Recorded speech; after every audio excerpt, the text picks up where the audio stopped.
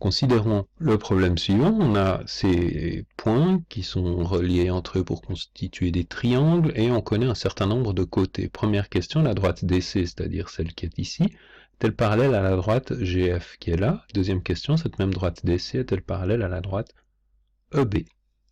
Alors, l'objectif est de tester du parallélisme. Donc pour tester le parallélisme, on va utiliser des outils liés à Thalès. On connaît Thalès, sa réciproque, sa contraposée.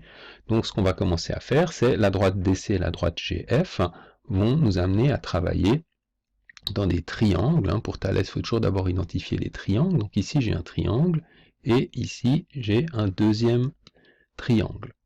Dans ces deux triangles, je connais ici un certain nombre de rapports. J'ai ici le rapport 12 et ici, enfin la longueur 12 et la longueur 10.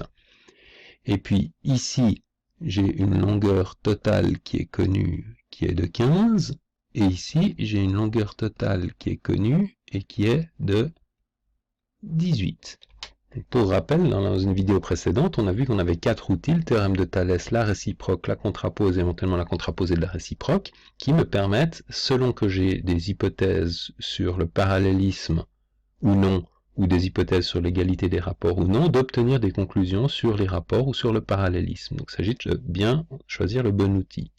Donc puisqu'ici, j'ai des informations qui concernent les longueurs de côté, je vais poser les rapports et voir ce qui se passe.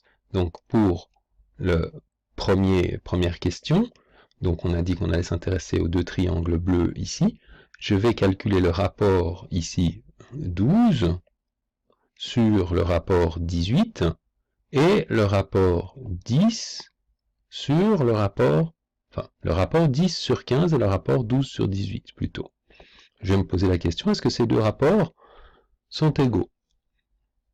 Eh ben 12 sur 18, je peux évidemment simplifier, diviser par 6, ça fait 2 sur 3. 10 sur 15, je peux diviser par 5, ça fait 2 sur 3. J'ai donc ici le grand rouge sur le petit rouge égale le grand vert sur le petit vert. Je peux en déduire, et je vais donc utiliser pour ceci la réciproque de Thalès. Si j'ai l'égalité des rapports, alors je gagne le parallélisme. Donc je vais gagner le parallélisme par rapport aux deux triangles que je suis en train de travailler, c'est-à-dire GF et DC. Donc j'en déduis que la droite qui passe par GF et la droite qui passe par DC sont parallèles. Ce que j'ai utilisé ici, c'est la réciproque du théorème de Thalès. Maintenant, si je regarde la deuxième question qui me parle de la droite qui est ici et de la droite qui est là. Donc maintenant, je vais travailler cette fois-ci avec le triangle qui est ici, petit triangle, et toujours mon grand triangle là. Donc j'ai plus besoin de la partie qui est ici. Alors cette fois-ci, il faut que je fasse un peu de ménage, parce que j'ai besoin ici le grand 15 est là, mais je vais travailler maintenant avec 3, qui est la longueur du côté du petit triangle. Le grand 18, je l'ai, je vais travailler avec 4, qui est la longueur du petit. Et je vais maintenant comparer le petit rouge, c'est-à-dire 4, avec le grand rouge, est-il égal au petit vert, c'est-à-dire 3, sur le grand vert 15. Je peux simplifier 4 et 18, c'est 2 sur 9. Je peux simplifier 3 et 15, c'est 1 sur 5. Est-ce que 2 neuvièmes est égal à 1 cinquième? Réponse, non. Ici, c'était oui. Donc, je conclus le parallélisme. Non. Je vais donc conclure le non-parallélisme de mes deux droites. Donc ici, le fait que les rapports ne soient pas égaux me conclut le non-parallélisme. Et cette fois-ci, le résultat qui est utilisé est la contraposée du théorème de Thalès. La non-égalité des rapports me donne le non-parallélisme.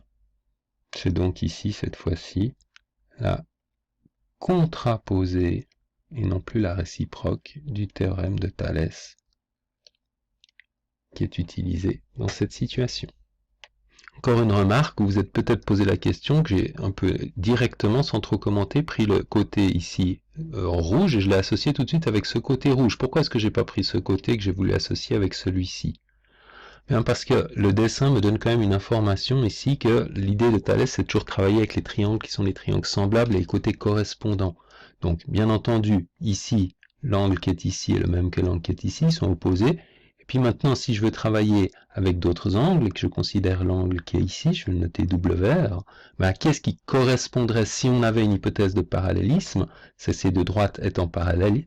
Si ces deux droites sont parallèles, ce qui va m'intéresser, c'est de travailler avec l'angle qui est ici, parce que ce sont des angles ici qui sont alternes internes.